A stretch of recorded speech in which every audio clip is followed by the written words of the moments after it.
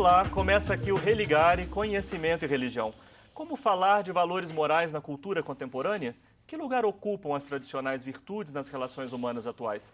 No Religare, Conhecimento e Religião de hoje, eu converso com Albert Drummond, historiador, escritor e mestre em Ciências da Religião pela PUC Minas. Seja bem-vindo, Albert. Obrigado, Flávio, eu que agradeço. É um prazer receber você aqui. Acompanhe as notícias da nossa programação pelo site da TV Horizonte. O nosso endereço é www.tvhorizonte.com.br. No canal Religare, Conhecimento e Religião, que fica no YouTube, você acessa os vídeos das entrevistas. Assista aos vídeos quando você quiser, compartilhe com seus amigos. Nós estamos também nas redes sociais, procure por Religare, Conhecimento e Religião e deixe os seus comentários para a nossa equipe. Você está escrevendo agora o livro A Batalha da Alma, falando dessa temática dos valores para crianças.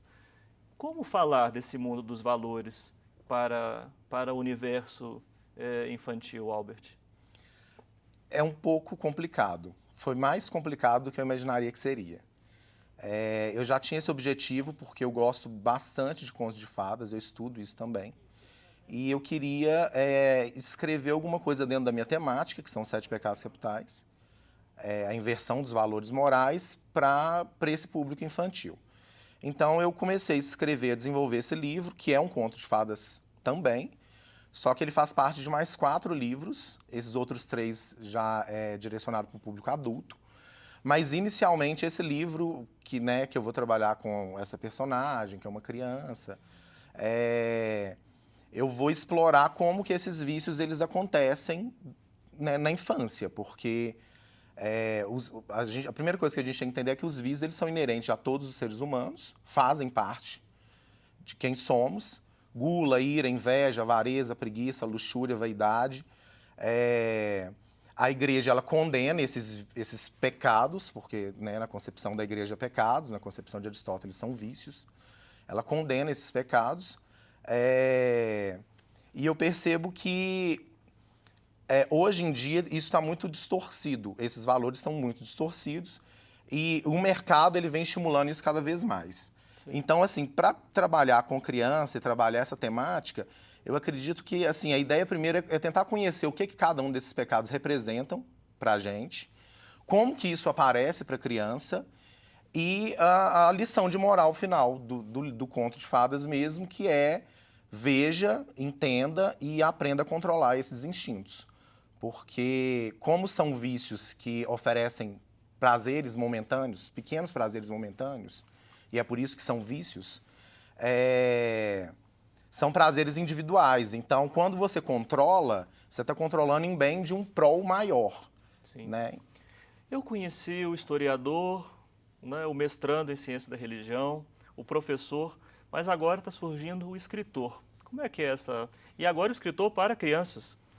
Como é que é esse caminho? Ô, Flávio, eu tento não me limitar muito dentro da escrita, então eu tento expandir um pouco. Eu estou escrevendo, inclusive, uma peça teatral agora também, vai chamar o Teatro da Alma, falando exatamente sobre os vícios ali, como que eles entendem o mundo hoje em dia. E eu acho que... Não sei, é aventurar, né, dentro da escrita mesmo. Eu gosto bastante de escrever para academia, escrever como historiador também, só que eu acho que às vezes é bom, assim, você deixar a criatividade um pouco, voar um pouco, né, a gente fica muito preso, assim, nessa... Eu queria muito estar vendo agora a expressão da nossa produtora Viviane Rodrigues, que também é professora de teatro, ouvindo você falar sobre isso, mas daqui a pouco a gente vai poder saber o que ela achou. Tá. Mas olha, tem enfim, disso que a gente está comentando aqui, desde que eu conheci o Albert lá no mestrado em Ciências da Religião, você está focado nesse tema dos 7 pecados capitais, não é? É um tema já com o qual você vai lidando, né? É um pouco a espinha dorsal daquilo que você faz. Por que exatamente você fez essa escolha? O que representa, não é? essa lista de pecados capitais? Não vamos entrar em história, não, que depois eu vou te perguntar sobre isso. Mas o que isso representa na sua vida? Tudo, assim, hoje em dia na minha vida profissional, tudo. Na minha vida pessoal também, porque como a gente está trabalhando com vícios humanos, é uma coisa que você consegue observar diariamente em você e nas outras pessoas também. Então, eu comecei a ter esse interesse quando eu era criança mesmo. Que foi um teatro que eu tive que fazer de uma coleção que chama Eles São Sete. São 7 livrinhos, cada um sobre os 7 pecados. E eu fui ter curiosidade de ver quais eram os outros. E a partir daí eu entrei no curso de História, focado já em descobrir por que 7 pecados e quem é que definiu esses 7 pecados. Como que chegaram nessa conclusão de que são esses 7 males que o ser humano possui. Não foi uma preocupação como religioso? Não, inicialmente não. Inicialmente não, depois na virou verdade, uma preocupação de religioso? Não. Eu tento me abster, assim, eu tento ficar um pouco neutro nessa. Então a sua aproximação foi mesmo pelo lado da história. Qual é a história? Pelo lado da história e porque assim. Desculpe, que história tem os 7 pecados capitais? Pois é, inicialmente nasce com Aristóteles. Então Aristóteles ele vai fazer um panorama geral de quais eram os males e as virtudes do ser humano. Sei. E a partir desse panorama ele vai consolidar alguns nomes, assim. Ele vai criar uma listagem com esses vícios e essas virtudes, cada um sendo comparado, né? Um comparando com o outro.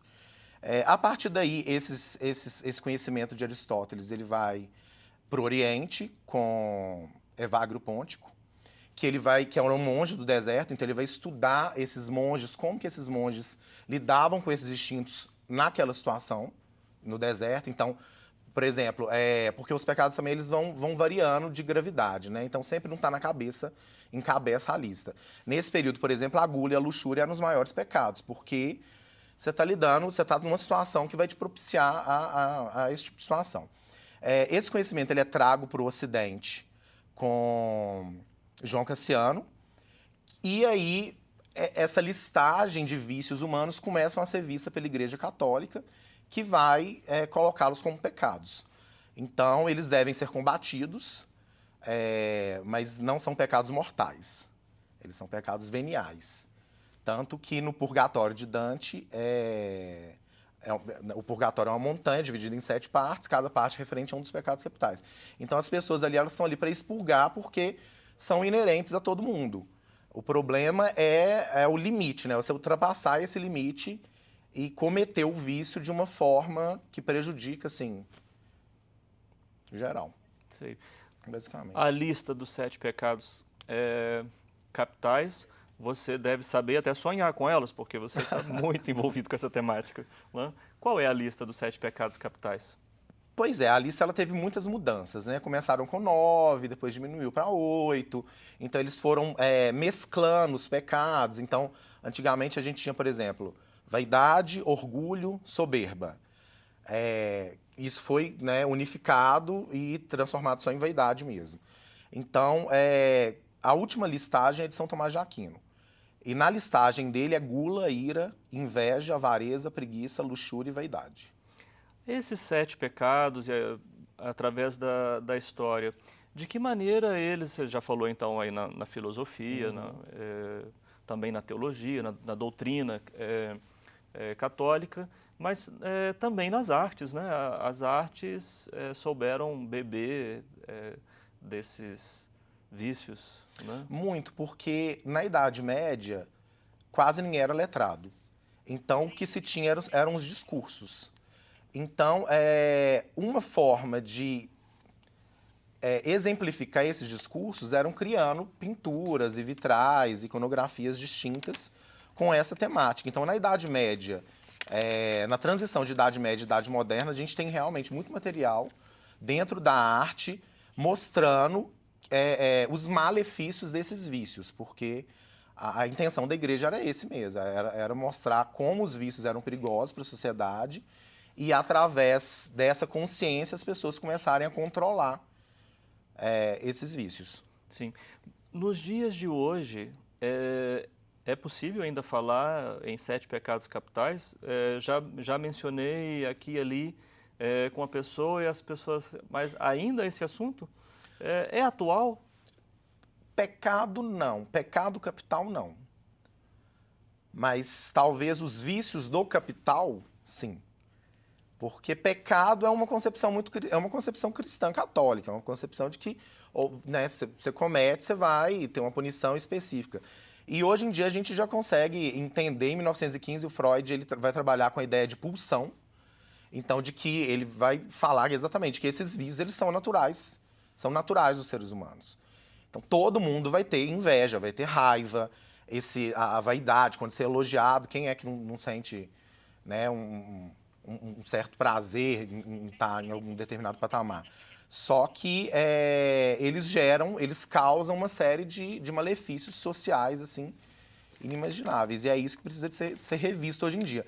Então, realmente, como pecado capital, eu acho que não convém falar deles hoje em dia nessa perspectiva, não. Então, nós vamos falar sobre os vícios do capital no próximo bloco. Nós vamos fazer um breve intervalo e voltamos já.